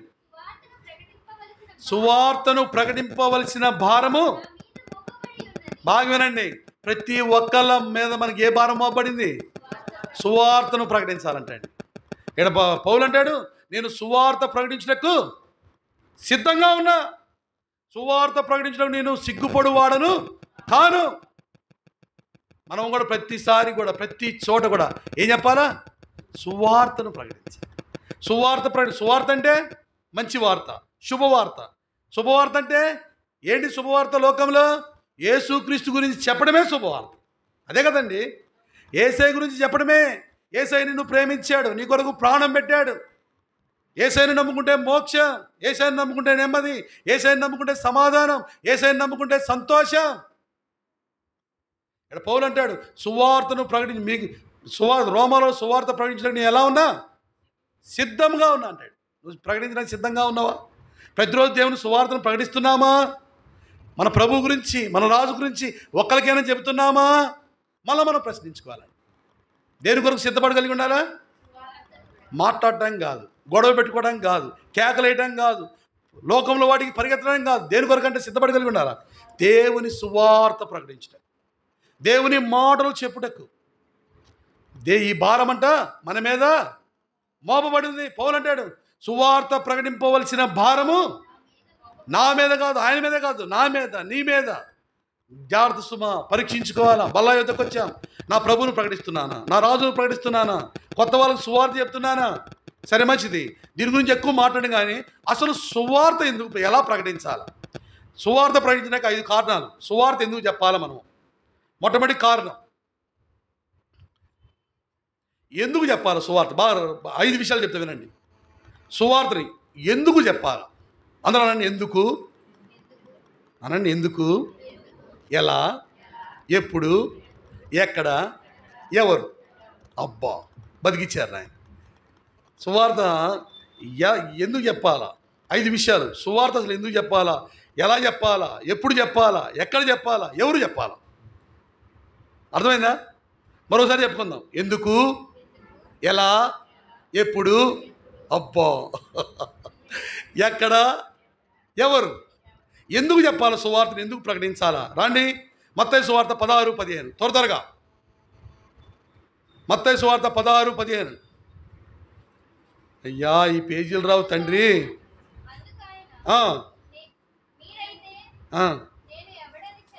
అమ్మ 16-15 రా. సారీ, మార్కు సువార్త. మీరు సర్వలోకమునకు వెళ్ళి, మరియు మీరు సర్వలోకమునకు వెళ్ళి సర్వ సృష్టికి సువార్తను. అమ్మ తల పైకెత్తిన అందరూ నా వైపే ఉండండి. చెల్లెలు, ఆ సహోదరుని చెల్లి చదివింది బావేనండి. మొట్టమొదటి ఎందుకు చెప్పాలా అంటే ఇది దేవుని ఆజ్ఞ. ఈ మాట ఎవరు చెప్పారు? యేసుప్రభువు వారు చెప్పాడు. శిష్యులకి ఏమని చెప్పాడు? మీరు సర్వలోకమునకు వెళ్ళి సర్వ సృష్టికి. ఎందుకు చెప్పాలంటే ఇది దేవుని ఆజ్ఞ కాబట్టి మనం సువార్త చెప్పాలి. మొట్టమొదటిది ఎందుకన్న దానికి ఆన్సర్ వచ్చిందా? తర్వాత ఏంటి? ఎలా చెప్పాలా? ఈ సువార్తను ఎలా చెప్పాలా? నీవు ఇది దేవుని ఆజ్ఞ కాబట్టి ఎందుకు చెప్పాలా? దేవుని ఆజ్ఞ కాబట్టి చెప్పాలా. మరి రెండోది, ఎలా చెప్పాలా ఈ సువార్తని? ఇప్పుడు రాని మొదలు కొరింది 9:17. మీరు దియ్యద్దని మీరు ఎందుకు కష్టపడి తీరుతున్నారు నాకు అర్థం కావట్లా. ఇది రావుగా గుర్తురావు, మళ్ళీ రావు, మళ్ళీ పేజీలు చినుగుతాయి. నా బాధ ఇది. ఇప్పుడు చదువురా. ఇది నేను ఇష్టపడి చేసిన ఎడలా అమ్మా తలపైకెత్తండి అమ్మా. ఎలా చేయాలంటే సువార్త ఇష్టపడి చేయాలా. ఎందుకు చేయాలా? దేవుని ఆజ్ఞ కాబట్టి చేయాలా. ఎలా చేయాలా? ఇష్టపడి చేయాలా. మూడోది ఏంటి? ఎప్పుడు చేయాలా? 1 తిమోతి 4:2. 1 తిమోతి 4:2. 1 తిమోతి 4:2 రా. సారీ 2 తిమోతి 4:2 రా. 2 తిమోతి 4:2. వాక్యమును ప్రకటించుము, సమయమందును అసమయమందును. చాలండి. ఎప్పుడు చెప్పాలంట? సమయమందును. సువార్తకు నీ సాయంత్రం చెబుతా, ఉదయం చెబుతా, ఎన్నుంటే చెబుతా, వానొత్తే చెప్పను, ఇవన్నీ కాదు. సువార్త ఎప్పుడు చేయాలా? సమయమందును. వాక్యం అంటే సువార్త, వాక్యం అంటే దేవుడు, యేసుప్రభు గురించి ఎప్పుడేం చెప్పొచ్చు. అంతకుముందు చెప్పే కదా, అన్నా చైర్మన్లు మెలకు కలిగి ఉండాలా. అన్నా అమ్మాయా బతికిచ్చారు తండ్రి, మీరు నాకెళ్ళి చూడండి. ఎలా చేయాలంట? ఎందుకు చేయాలా? దేవుని ఆజ్ఞ కాబట్టి చేయాలా. ఎలా చేయాలా? ఇష్టపడి చేయాలా. మూడోది, ఎప్పుడు చేయాలా? సమయమందును అసమయమందును. ఏ టైం అయినా సరే. అంతకుముందు చెప్పే కదా, భక్సింగ్ గారు సువార్త చేసి వచ్చి అర్ధరాత్రి నిద్రపోతుంటే 2-3 ఆ ప్రాంతంలో లేపిండంట దేవుడు. నువ్వు లేచి పట్టణం నడివీధికి రానంట. ప్రభా ఉదయం నుంచి చేశాను సువార్త, అలసిపోయాను ప్రభా, తినడానికి సరిగ్గా ఆహారం, నువ్వులే నడివీధిలోకి రానంట. ఆ భక్తులు లోబడేవాడిగా బైబిల్ పట్టుకొని రోడ్డు మీదకి వచ్చినట్ట. రోడ్డు మీదకి వస్తే ఏముంది? 3 అసలు ఎవడైనా ఉంటాడు రోడ్డు మీద? నిర్మానుషంగా ఉన్నాయంట. ప్రభు ఎక్కడి నుంచి వేట్ ఆగు, ఎదురు చూడు, అంతే ఉన్నాడంట. నిద్రపోని కూడా దేవుడు వెనక్కి తెచ్చినండి. ఒకడు పరిగెత్తుకుంటూ పోతున్నాడంట. వాడిని చూసావా? వాడేట పరిగెత్తాడంట. నన్ను గనక అంటే ప్రభు నేను ఏడ పరిగెత్త వాడిని రమ్మనంట. పరిగెత్తలేక ఎంత సన్నగా ఉన్నాక. అందుకనే సిస్టర్ కోపం వచ్చినప్పుడు ఒకటే అనిద్ది, మన ఇద్దరం పోటీ పెట్టుకుందాం అంటది. ఎందులో పోటీ పెట్టుకుందాం? ఎవరు ఉరుకుతారో మన గేటు తాకడిద్ది. ఎడుకుంటే ఉరకలేను కాబట్టి నేనంటాను సిస్టర్తో, నిమ్మను ఒక పోటీ, సరే నువ్వు ఒక పోటీ అన్నావు, నేను ఒక పోటీ అంట. ఏంటో తెలుసా? చెప్పు అందను. ఎవరు ఎక్కువ తింటారో వామ్మో నేను తినలేను, నేను కూడా వామ్మో పరిగెత్తలేను. ఏమంటే భక్సింగ్ అని అంట, ఆ బ్రదర్ అతను పరిగెత్తుకుంటూ వెళ్తే అతను కలుసుకోండి అంటే. అతనంట, ఓ బ్రదర్ వాడు ఆగేదట్లేడు, వాడిని కూడా పరిగెత్తుండు. పిలిచి ఎటు కూడా కలుసుకున్నాడు. కలుసుకున్న తర్వాత అంటున్నాడంట వాడు, నన్ను ఆపొద్దు నేను చచ్చిపోతా అంటున్నాడంట. ఆగురా అయ్యా వినురా అని వాడికి సువార్త చెప్పిన తర్వాత అతడు రక్షణ పొందిన తర్వాత సేవ చేసినట్టుగా ఉంటుంది. అంటే సువార్త ఎప్పుడు చేయాలా? సమయమందును. ఎప్పుడంటే అప్పుడు కొత్తవాడు వచ్చిందంటే మన దాడిపోయే లోపల యేసుప్రభు గురించి చెప్పాలండి. ఇది నోట్ దిస్ పాయింట్, రాసుకోవాలా. నాకు కొత్తవాడు పరిచయం ఏంటంటే యేసుప్రభు గురించి చెప్పండి, వాడు బోటానికి ఇల్లేదు అంతే. ఈ తీర్మానంలోకి రావాలి మనం. ఏ విధంగానే చెప్పు, నయానైనా భయాన బెదిరించి చెబుతావో, డబ్బులు ఇచ్చి చెబుతావో, వాడికి అన్నం పెట్టి చెబుతావో, ఏం చేస్తావో తెలియదు. నీ దగ్గర నుంచి పోయేలోపు ఏం చేయాలా? వాడు సువార్త తినాలా. ఎందుకు చేయాలా సువార్త? దేవుని ఆజ్ఞ కాబట్టి చేయాలా. ఎలా చేయాలా? ఇష్టపడి చేయాలా. మూడోది ఎప్పుడు చేయాలా? సమయమందును అసమయమందును చేయాలా. ఇప్పుడు ఎక్కడ చేయాలా? మనం చదువుకున్నాం మార్కు సువార్త 16-15. సర్వ సృష్టికి ఎక్కడ చేయాలంట? సర్వలోకంలో ఎక్కడేం చేయొచ్చు. నేను ఎక్కడ ఏలూరులో ఏం చేస్తాను కాదు, నువ్వు ఎక్కడైనా చేయొచ్చు. సర్వ సృష్టిలో, సర్వలోకం చదువురా అన్నమాట 16-15. మీరు సర్వలోకంలోకి వెళ్ళి సర్వ సృష్టిలో ఎక్కడైనా ప్రకటించవచ్చు యేసుప్రభు గురించి. ఎక్కడ ప్రకటించాలంటే నేను ఎక్కడే ప్రకటిస్తాను కాదు, ఎక్కడైనా సరే నువ్వు యేసుప్రభు గురించి చెప్పొచ్చు. 4 వచ్చినాయి. 5వది ఎవరు చెప్పాలి? ఎవరు చెప్పాలా? దేవుడు అన్నాడు కదా, మీరు సర్వలోకంకి. మీరంటే ఎవరు? అక్కడ శిష్యులు. శిష్యులు ఎవరు? యేసయ్య రక్తంలో కడగబడిన వాళ్ళు, బాప్తిసం పొందిన వాళ్ళు, అవునా కాదా? అంటే ఎవరు ప్రకటించాలంటే మనందరం, యేసయ్య రక్తంలో కడగబడిన మనం. అప్పుడు శిష్యులకు చెప్పబడింది, ఈరోజు మనందరికీ చెప్పబడింది. మనము సర్వలోకమునికి వెళ్ళి సర్వ సృష్టికి 5 విషయాలు. సువార్త ఎందుకు చేయాలో చెప్పాను. ఈసారి వచ్చినప్పుడు సువార్త ఎలా చేయాలో చెప్తాను. 5 విషయాలు. ఎందుకు చెప్పండి? ఎందుకు, ఎలా, ఎప్పుడు, ఎక్కడ, ఎవరు. 5 గుర్తుండిపోవాలా. ఎందుకు ఇప్పుడు చెప్పండి. మీరు వెనకాల పెద్దలు కదిలించిన సరిపోద్ది, వాళ్ళు ముందున్న వాళ్ళు చెప్తారు కదా, ఎంత ఆనందమో. మా వాళ్ళు చెప్తారు, మీరు ఆగండి. రెండోది ఎలా చేయాలా. మా వాళ్ళని చెప్పనేనా అమ్మా, మాకు ఫ్రీ బస్ టికెట్ కూడా లేదు, ఆగండి అమ్మా, అన్నీ మీకే. మా వాళ్ళని చెప్పనేరు వాక్యం అన్నా. నిండిపోతున్నారు జనాభా. నేను అన్నాను, నేను డబ్బులు ఇచ్చి నాకు సీట్ కావాలన్న. కండక్టర్ నవ్వుతా ఉంది. నాకు సీట్ ఇస్తేనే మీరు బస్సు ఎక్కుతారంటే, అయ్యా ఇది ఫుల్ ఫ్రీ టికెట్ అంటుందండి. డబ్బులు ఇచ్చేది నేనే, నీ ఇష్టం అన్నా. అయ్యా ఒక సీటు తొందరరా అందండి. అట్టయితేనే ఎక్కా. డబ్బులు ఇచ్చేవాడు నాకు సీట్ లేదు, ఎవడు నించుంటాడు? కొద్ది వాక్యం అని చెప్పని అన్నీ మీదే అయితే ఎట్టా. రెండోది, ఎలా చేయాలంటే ఇష్టపడి చేయాలా. మూడోది, ఎప్పుడు చేయాలా? సమయమందును అసమయమందును. ఎక్కడ చేయాలా? సర్వ సృష్టిలో ఎక్కడైనా చేయొచ్చు దేవుని ప్రకటన. ప్రపంచంలో ఎక్కడికి వెళ్ళినా దేవుని సువార్త చేయొచ్చు. ఎవరు చేయాలా? యేసయ్య రక్తాలలో కడగబడిన మనందరము, యేసయ్య ప్రేమలోకి వచ్చిన మనందరము ఈ సువార్త ప్రకటించుటకు సిద్ధంగా ఉండాలి. మొట్టమొదటిగా దేవుని సన్నిధిలో కనబడ్డకై సిద్ధం కలిగి ఉండాలి. దేవుని చిత్తానుసారంగా నడుచుటకై సిద్ధం కలిగి ఉండాలి. మూడోది, సువార్త ప్రకటించుటకై సిద్ధం కలిగి ఉండాలి. 2 విషయాలు టూకీగా అలా చెప్పేసి ముగిస్తాను రండి. 4వది, అపోస్తుల కార్యం 21:13. అపోస్తుల కార్యం 21:13. టూకి 2 మాటలు చెప్పేసి ముగిస్తాను రండి. 2 విషయాలు. 21:13. అపోస్తుల కార్యములు 21:13. మీరెందుకు ఏడ్చి నా గుండె బద్దలు చేతిరేలా, నేనైతే ప్రభువైన యేసు నామము నిమిత్తము యెరూషలేములో బంధింపబడ్డకు మాత్రమే గాక చనిపోవుటకు మాత్రము. అబ్బా, 4వది, దేని కొరకు సిద్ధంగా ఉండాలంటే, యేసయ్యా నువ్వు నా కొరకు సమస్తం ఇచ్చా, అవసరమైతే నీ కొరకు ఏం చేస్తా, నేను చచ్చిపోతానయ్యా. అది ఆధిక్యత, అది వరము. ఈరోజు మనకు ఆ పరిస్థితి లేదండి. మన చార్లెస్ క్రిక్ అనే అమెరికాలో ఆ బ్రదరు దేవుని పని యవనస్తుడు 32 సంవత్సరాలండి. ఎంతో పరిచయం చేశాడు. అతని గురించి ఏంటని యూట్యూబ్లో కొడితే మొత్తం వచ్చింది. అతడు అమెరికాలో జరిగే పాపానంతా వ్యతిరేకించి దేవుని వాక్యం చెప్తున్నాడు అంట యవనస్తుడు. భారం కలిగి చెప్తున్నాడంట. అది నచ్చనోడు ఏం చేశాడు, ఒక యవనస్తుడు కాల్చి చంపేశాడంతే. హతసాక్షి అయ్యాడు. కానీ దేవునికి ఎంత ఆనందం అండి, అవునా కాదు? చనిపోవుటకు. ఇదండి క్రైస్తవ్యం అంటే. సంతోషంగా ఉంటే ఏదో మేలు కలిగిద్దండి కాదు. దేవుని కొరకు ఏం కావాలా? స్టెఫను రాళ్ళతో కొట్టబడుతున్నాడు అంటండి.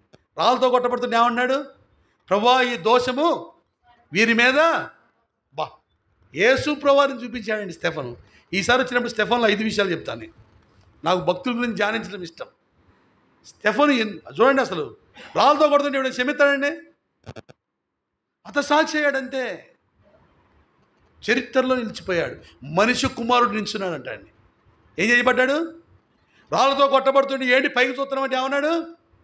తండ్రి కుడి పార్శ్వమున మనిషి కుమారుడు నిల్చుంటే చూస్తాడు. అప్ప చూడండి, క్రీస్తు కొరకు చనిపోయిన వాడి యొక్క ఘనత.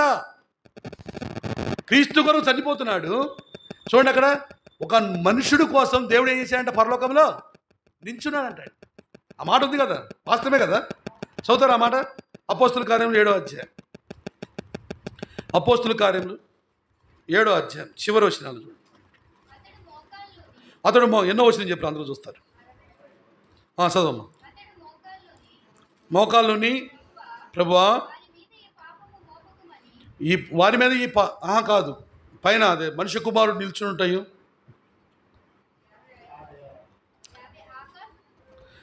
ఆకాశము తెరవబడ్డాయి. మనిషి కుమారుడు దేవుని కుడి పార్శ్వమందు నిలుచుండుటయు. చాలు అమ్మ, తలపైకెత్తానండి. అందరూ బాగా వినాలి ఈ మాట. ఎప్పుడైనా మనుషుడి కోసం దేవుడు నిల్చున్నట్టు బైబిల్లో ఉందండి? చరిత్రలో ఉందా? చూడండి, దేవుని కొరకు చనిపోతున్న వ్యక్తి కొరకు దేవుడు ఏం చేశాడంట? మట్టైన మానవుని కొరకు ఏమైనాట దేవుడు నిల్చున్నాడంట. చూడండి ఎంత కనీసం. అందుకే రేపు పరలోకంలో అంట మొట్టమొదటి బహుమతులు ఎవరికో తెలుసా? హతసాక్షులకేనండి. దేవుని కొరకు ఎవరైతే చనిపోయారు కదా, ప్రాణం పెట్టిన వాళ్ళు అనేకులు ఉన్నారు కదండి. బైబిల్లో మొట్టమొదటి బహుమతి, శ్రేష్టమైన బహుమతి మొట్టమొదటిగా ఎవరికి వస్తుంది తెలుసా అండి? బహుమతి చెప్తారా? చెప్పాలక్క, మీరే చెప్తారు, మీరే అందిస్తారు కొద్దిగా. అక్క మీరు మా వాళ్ళు అంటే మా వాళ్ళు మేము అడుక్కోవట్లే. ఈ మధ్య మేము క్యాన్సర్, మేము అడుక్కోవట్లే. బైబిల్ క్విజ్ లేదు, ఎందుకంటే ఇటు కూడా మేము చెప్పం కాబట్టి. చెప్పండి, బైబిల్లో మొట్టమొదటి బహుమతి ఎవరికో తెలుసా? నేను ఇచ్చా కదండి మీకు. హతసాక్షులకి మొట్టమొదటి బహుమతి, అవునా కాదు? శ్రేష్టమైన బహుమతి. అది కాక బైబిల్లో మొట్టమొదటి బహుమతి తీసుకునేది కూడా హతసాక్షే. బైబిల్లో మొట్టమొదటి హతసాక్షి అండి. మొట్టమొదటి బహుమానం పొందింది ఎవరు? హేబేలు. అబ్బా, బతికించిందండి హేబేలండి. శ్రేష్టకరమైన బహుమతి. మనుష్య కుమారుడు స్టెఫను మరణం అప్పుడు ఓ బైబిల్ పండితుడు ఇలా రాశాడు, పరలోకం స్తంభించిపోయిందంట. స్తంభించిపోయి స్టెఫను రాళ్ళతో కొడుతుంటే స్టెఫన్ ఏమన్నాడు, ప్రభువా వీరి మీద ఈ పాపము, పరలోకంలో ఉన్న దేవదూతలందరూ అంట, ఇటు పరలోకంలో ఉన్న తండ్రి కుడిపార్శ్వమందు యేసుప్రభు వారు ఉన్నారు కదండి, వాళ్ళంట యేసుప్రభుకి వెళ్ళి చూస్తున్నారంట, కింద స్టెఫన్కి వెళ్ళి చూస్తున్నారంట. యేసుప్రభుకి వెళ్ళి చూస్తున్నారంట. ఎందుకు చూస్తున్నారు అంటే, యేసుప్రభు ఇక్కడ ఉంటే యేసుప్రభు వారు సిలువలో ఏమన్నాడు, సిలువెత్తే, తండ్రి వీరేమి చేస్తున్నారో వీరు ఎరుగరు కనుక వీరిని. ఇప్పుడు స్టెఫన్ రాళ్ళతో కొడుతుంటే స్టెఫన్ ఏమంటున్నాడు, అయ్యా వీరి మీద ఈ దోషము, మా దగ్గర యేసుప్రభు ఒక ఆయన ఉంటే ఈ భూలోకంలో యేసుప్రభు ఎవరు? దేవునితో సహవాసం చేసి దేవుణ్ణి ప్రేమించి యేసు క్రీస్తులా మారిపోయాడు స్టెఫన్. అందుకే పరలోకము స్తంభించిపోయిందంట. స్టెఫన్కి ఆహ్వానం పలుకుతున్నాడు. దేవుడు సంతోషంతో సింహాసనం నుంచి లేచాడంట. ఓ స్టెఫను, నీకు పరలోకంలో స్వాగతం చెప్తున్నామని దేవదూతలందరూ అటుపక్క ఇటుపక్క నుంచి చప్పట్లు కొడుతున్నానంటండి స్టెఫన్ వస్తుంటే పరలోకంలో. ఓ బైబిల్ పండితుడు ఆ విధంగా రాశాడు. ఎంత ఘనత! క్రీస్తు కొరకు మరణించిన వాని కొరకు, క్రీస్తు కొరకు హతసాక్షి అయిన వాని కొరకు. ఇక్కడ పౌలు అదే అంటాడు, అవసరమైతే క్రీస్తు కొరకు ఏం చేస్తా, నేను చనిపోవటకు సిద్ధంగా ఉన్నా. ఇలాంటి త్యాగంలోనికి రావాలండి. వాళ్ళు ఉన్నత ఏదో అంటారు కదండి, లోకం ఉచ్ఛదశ అంటారు కదా, ఉన్నతమైన స్థాయి అంటారు చూడండి. ఇది ఉన్నతమైన స్థాయి. అవసరమైతే యేసు ప్రభు కొరకు ఏం చేయాలి, చచ్చిపోవాలి. ఇది క్రైస్తవ్యం. మేలు పొందడం మాత్రమే కాదు, యేసయ్య సమస్తం ఇచ్చాడు. అవునా కదండి? ఆ పరిస్థితి వస్తే ఎవడు నిలబడతాడో వాడే అంగీకరించబడతాడు. కొత్త మాటలు అందరూ చెబుతాం. మరి లోకంలో సామెత ఉంది, కాళ్ళు చేతులు లేనోడంట, కాళ్ళు చేతులు ఉన్నోడంట నేను పైకి లేస్తే నువ్వు బతకొండండి. ఏందంట? కాళ్ళు చేతులు లేనోడు, కాళ్ళు చేతులు ఉన్నోడిని ఏమనంట, నేను పైకి లేస్తే వీడు పైకి లేసేది లేదు, వాడిని చంపేది లేదు. మనం కూడా ఉత్తమ మాటలు మాడితే పనికి రాదండి. అవసరానికి నిలబడాలి, శ్రమలో నిలబడాలి, క్రీస్తు కొరకు నిలబడాలి. క్రీస్తు కొరకు ఇది పౌలు నిలబడ్డాడంతే. చరిత్రను మార్చి రాశాడు పౌలు. 14 పత్రికలు రాశాడు. ఎవరు రాశారండి? క్రీస్తును లోకానికి చూపించాడు. నా కొరకు నీతి కిరీటం ఉందని చెప్పిన భక్తుడు. ప్రత్యేకత ఏంటి? అవసరమైతే చచ్చిపోవడానికి సిద్ధంగా ఉన్నాడు అంతే, చంపబడ్డాడు అంతే. 4వదిగా క్రీస్తు కొరకు చనిపోవటకైనా సిద్ధంగా, సజీవ యాగంగా సమర్పించుడి. రోమా 12:1 ఉంది కదండి. సజీవ యాగంగా సమర్పించబడటం అవసరమైతే చచ్చిపోయే విధంగా ఉండాలి క్రైస్తవుడు దేవుని కొరకు. అంటే ఆ విధంగా జీవించాలి, అలాంటి రోషంతో జీవించాలి, అలాంటి రోషం కలిగి జీవించాలి అంతే క్రైస్తవుడు. 4 విషయాలు. ఫైనల్గా ఈ ఒక్క మాట చూసుకొని మనం బల్లాలో పాలు పొందాం. మత్తయి సువార్త 24:44. మత్తయి సువార్త 24:44. మీరు అనుకొనని గడియలో మనుష్య కుమారుడు వచ్చును కనుక మీరును సిద్ధంగా తలపైకెత్తని. అయిపోయింది. దేవునికి స్తోత్రం. ప్రభు చిత్తమైతే మళ్ళీ వచ్చే నెలలో ఏమన్నా అవకాశం ఉంటే. 5వది ఫైనల్గా ఏంటంట, దేవుని రాకడ కొరకు సిద్ధపాటు కలిగి ఉండాలి. దేవుని రాజ్యము కొరకు. యేసయ్య ఇప్పుడు వస్తే, యేసయ్య నువ్వు రా, నేను సిద్ధంగా ఉన్నా అనే స్థాయిలోకి ఉండాలి. ఎక్కడ అన్నాడు, మనిషి కుమారుడు రాకడ కొరకు, రెండవ రాకడ కొరకు ఎలా ఉండాలా? ప్రతి క్రైస్తవుడు ఎలా ఉండాలా? సిద్ధపడి ఉండాలి. యోహాను భక్తుడు అంటాడు, చక్కని మాట చదువుతారా? ప్రకటన గ్రంథం 22వ అధ్యాయం చివరి మాట, బైబిల్లో లాస్ట్ మాట. ప్రకటన గ్రంథం 22 చివరి వచ్చిన లాస్ట్ భాగం. ప్రభువైన యేసు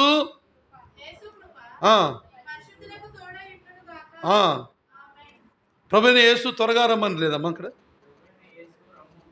ప్రభువైన యేసు చాలండి, ఇంక తల్లపైకెత్తాను. ఆయన ఒకటి అన్నాడు, యేసయ్యా నువ్వు రాని పిలుస్తున్నాడంతే. నేను ఉండలేనయ్యా, నేను నీ కాడికి వస్తా, నేను రాజ్యానికి వస్తా, సిద్ధపాటు కలిగినాడు అని చెప్తాడు. మనం ఇప్పుడే అనుకోండి, దేవుడు అని అనుకోండి, దేవుడు సన్నకు వచ్చి ఇప్పుడు ప్రత్యక్షమై అయ్యా సతీష్ నా రాయా అంటే, యేసయ్యా నందిగామలో సిస్టరు పిల్లలు ఉన్నారు, తిరువూరులో బాకీలు ఉన్నాయి, నేను కట్టాల్సిన బాకీలు ఉన్నాయి, ఇప్పుడేనా? మీరైతే మీరు అట్లా చెప్పారులే, యేసయ్య వస్తాం ఎంతే, ఇంటికి పోయి ఒకసారి బట్టలు దొరుకొని వస్తాం అంటారు. మీరు మంచోళ్ళు కాబట్టి త్వరగా రమ్మంటాడు. నేను సిద్ధపాటు కలిగి ఉన్నా యేసయ్య. ప్రభు అయిన యేసు త్వరగా రమ్ము. ఇంకో చోట రాయబడి ఉంటుంది, అది నాకు ఐడియా లేదు కానీ రెఫరెన్సు. భక్తులు కొందరు ప్రభు అయిన యేసు త్వరగా రమ్ము, మేము ఉండలేమయ్యా, నీతో పాటు ఉంటాం ఆ బంగారుమయమైన దేశంలో. ఏబుని అడిగితే ఏమేమని చెబుతాడు తెలుసా? ఏవో చక్కన మాట చదువుతారా? యోబు గ్రంథం 31:37. యోబు గ్రంథం 31:37. త్వరగా ఎంత సిద్ధపాటు కలిగి ఉన్నాడంటే ఆయన చెప్తాడు, నా అడుగుల లెక్క ఆయనకు తెలియజేసేదను. అబ్బా, తలపైకెత్తండి. ఓ ఏమన్నా ఇన్నాళ్ళు భక్తి చేసావుగా, ఇప్పుడు యేసు ప్రభు వచ్చి నువ్వు ఎట్ట పోతావంటే ఆయన ఏమంటాడండి, నేను ఎలా పోతాను తెలుసా యేసు దగ్గరికి? ఎలా పోతానంట? రాజు వలే పోతావా. ఏమి సాక్ష్యం అండి. అందుకే భూమి మీద అతని వంటి వాడు లేడు. అంతే. ఎవరైనా ఏబు తర్వాతనే ప్రభు చిత్తమైతే, ప్రభు ప్రేరేపణ అయితే ఏబు భూమి మీద అతని వంటి వాడు ఎందుకు లేడు? 5 విషయాల తర్వాత చెప్తా. ఇప్పుడైనా వస్తే ప్రేరేపణ కలగాలి చెప్పాలంటే ఏదైనా వర్తమానం ప్రార్థన అది బయలుపరితే అని చెప్తామండి. ఎలా పోతాడంట? రాజు వలే పోతాడంట. రాజు దగ్గరికి, రాజులకు రాజు అయిన యేసుప్రభు వారి యొద్దకు ఎలా పోతాను తెలుసా? కాళ్ళు ఎగరేసుకొని పోతా. రాజు వలే రాజు దగ్గర. ఇది సిద్ధపాటు. మనం అడిగితే యేసుప్రభు ఇప్పుడు వస్తే పోతావా? అసలు పరలోకానికి పోతావా అంటే అసలు మనలో ఎన్ని లోపాలు ఉన్నాయి, ఎన్ని సరి చేసుకోవాలా?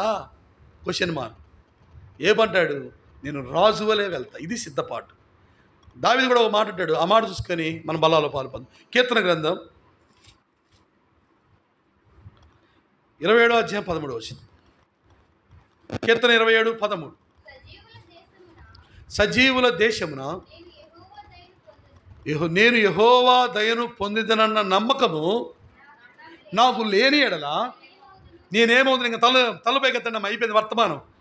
సియోను కుమారులు కుమార్తెలారా ప్రశాంతంగా ఉండుడి. ఇక అయిపోయింది. ఎలా నవ్వుతున్నారు అమ్మా, అయిపోయింది నాయన, ఇక పోతున్నాం అయ్యా. చూడండి ఇక్కడ అంటాడు దావీదు అంటాడు, సజీవుల దేశమున నేను ఉందునన్న నమ్మకము లేని ఎడల నేనేమవుతా? సజీవులు ఉండేది ఎక్కడ? పరలోకంలో నేను ఉంటానన్న నమ్మకం నాకు లేకపోతే, నిరీక్షణ లేకపోతే, సిద్ధపాటు లేకపోతే ఈ భక్తి ఎందుకు? నేను ఉన్నా ఒకటే, ఊడినా ఒకటే. అది ఆయన అనేది. ఆయనకు నిరీక్షణ ఉంది, ఆయనకు నమ్మకం ఉంది, ఆయనకు సిద్ధపాటు ఉంది. ఏంటో తెలుసా? సజీవుల దేశంలో నేనుంటా, నా ప్రభు దగ్గర నేనుంటా, నా ప్రభు సింహాసనం మీద నేనుంటా. అది సిద్ధపాటు. మనం చెప్పగలుగుతాం అలాగా? యోబు వలే, దావీదు వలే అలా చెబితే ధన్యులం. అమ్మా, దేవుడు త్వరగా వస్తున్నాడు. మరణాలు లోకంలో విస్తరిస్తూ ఉన్నాయి. అతిక్రమము, పాపం విస్తరిస్తుంది. ఎవరుంటామో ఎవరు పోతామో తెలియదు. గొప్ప శ్రేష్టతలోకి వచ్చాం, రక్షణలోనికి వచ్చాం. దేవుడు మనతో మాట్లాడుతున్నాడు. నువ్వు సిద్ధంగా ఉండు, నువ్వు సిద్ధంగా ఉండు, నువ్వు సిద్ధపడి ఉండు. దేవుని మందిరానికి వచ్చే విషయంలో సిద్ధపాటు కలిగి ఉండాలి. దేవునికి ఇష్టంగా చిత్తానుసారంగా జీవించడంలో సిద్ధపాటు కలిగి ఉండాలి. దేవుని సువార్త ప్రకటించడంలో సిద్ధంగా ఉండాలి. దేవుని కొరకు అవసరమైతే ప్రాణం ఇచ్చుటకైనా ఎలా ఉండాలా? సిద్ధం. ప్రభువా, పౌలు అంటాడుగా, నా మటుకైతే బ్రతుకుడ క్రీస్తే, చావైతే లాభము. పౌలు అన్నాడు, మనం అలా ఉండాలి. ఆ స్థాయికి రావాలి. ప్రభువా, నా మటుకైతే బ్రతికితే నీ కొరకు బ్రతుకుతా, చచ్చిపోతే నీ కొరకు చస్తే నా పరలోక రాజ్యంలో ఉంటా. చావాల్సిన పని లేదు. అలాంటి రోషం కలిగి బ్రతికితే చాలు. దేవునికి అవమానం తేకుండా నీతిగా, యథార్థంగా, రోషంగా బ్రతకాలి. ఆ విధంగా ఉండాలి. 5వదిగా ఆయన రాకడ కొరకు, 2వ రాకడ కొరకు ఆయన వేవేల దూతలతో వచ్చినప్పుడు, యేసయ్యా త్వరగా రా, ఇంకో నేను సిద్ధపాటు కలిగి ఉన్నా. ఆయన ఎదుర్కొనే వారంగా ఉండాలి. పౌలు వలే, యోబు వలే, దావీదు వలే, రాజుల వలే మనం ఆయన దగ్గరికి పోవాలి. ఇలాంటి సిద్ధపాటులో 5 అంతల సిద్ధపాటు. మనం ఎలా ఉన్నాం? దేవుని మందిరాన్ని ప్రేమించే విషయంలో, దేవుని మందిరానికి వచ్చే విషయంలో ఎలా ఉన్నాం? నా మటుకు నేను, నీ మటుకు నీవు. 2వది, మన జీవితం దేవునికి ఇష్టంగా, దేవుని చిత్తానుసారంగా ప్రవర్తించడం అంటే దేవునికి ఇష్టంగా ఉన్నామా లేదా? మన ఆత్మీయ జీవితం ఎలా ఉంది పరిశీలించుకుందాం. 3వది, సువార్త ప్రకటిస్తున్నామా లేదా? అది పరిశీలించుకుందాం. 4వది, దేవుని కొరకు రోషంగా ఉన్నామా లేదా? 5వది, ఆయన రాకడ కొరకు సిద్ధపడి ఉన్నామా లేదా? ఎత్తబడతామా విడవబడతామా? ఎలా ఉన్నాం? మనం పరిశీలించుకుందాం. అలాగూ లేకపోతే ఒప్పుకుందాం. ఇకనైనా తీర్మానం కలిగి ఉందాం, తీర్మానం చేసుకుందాం. యోగ్యంగా ప్రభు యొక్క బలాలో పాలు పొందాం. రండి, మోకరించి ప్రార్థన చేసుకుందాం.